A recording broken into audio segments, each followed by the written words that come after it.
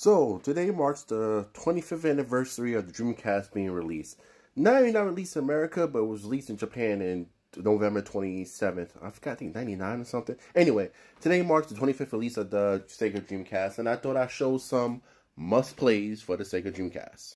Of course, I gotta mention Simu. This game is definitely a must-play for the system. This is a great RPG.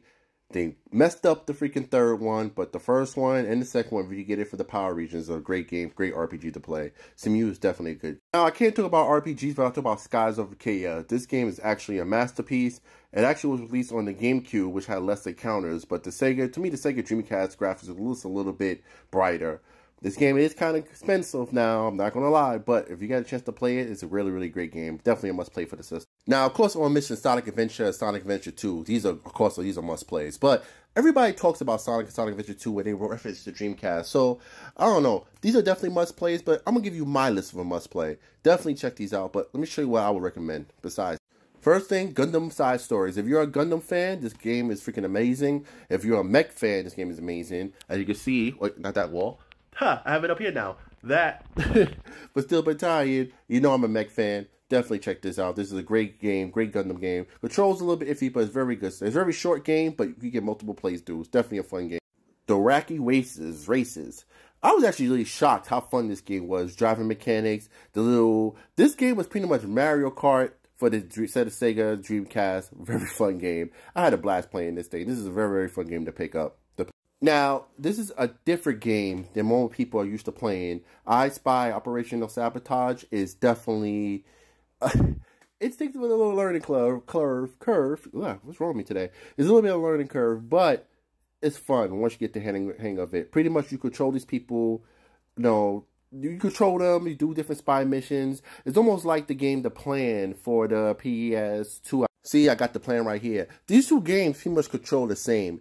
Almost the same concept, but to me, I Spy is a little bit better. But these games are pretty much the same, just different consoles. Not same story, but the same concept. But we're not talking about the PS2 today. We're talking about the Dreamcast. Let me show you some other games I recommend. If you want a great horror game, Alone in the Dark, this game is freaking amazing. They do the sound in this game. How they use sound to scare you, to me, so far, is the best out of even the modern games. Even when we say Resident Evil, this game right here is definitely a great game to play. Alone in the Dark. Now, this is not a Dreamcast exclusive, but to me, it looks better on the Dreamcast than the PS2. Dino Crisis, this is my favorite freaking game. One of my favorite games. Dreamcast, for the Dreamcast. I recommend it for the Dreamcast. I feel like the color palette is a little more brighter. The red's a little more redder. The black is a little more black. I just like it for the Dreamcast, but this is definitely a great game to play. Dino Crisis. And last but not least, I would recommend Blue Stinger, but this game is annoying as a motherfucker. There's one thing about games that I hate is having time limits on things, and this game is the king of time limits for missions and stuff. So definitely, if you're not into time missions and have time limits on things, I would not recommend this. You will not have a good time, but it's not a bad game to pick up and play, though. But I would recommend another game besides if you have issues with time limits and stuff. Of course, I want to recommend the original Crazy Taxi. This one game is to play for fun and to have an arcade feel, Crazy Taxi is the way to go. And of course, I got I got two honorable mentions that I really like. If you could play. I'm gonna show you. Of course, Swords of Berserker. Now, if you're a Berserk fan, you will like this. This is one of those people, if you're a fan of the show or the anime, even if you just like hack and slash games, this is really good for the Sega Dreamcast. Very fun game. Sword of Berserker. This is definitely a great honorable mention. And I haven't really had time to really get into this game, but so far it's not bad. The storyline has got me hooked. This is also a very good JRPG.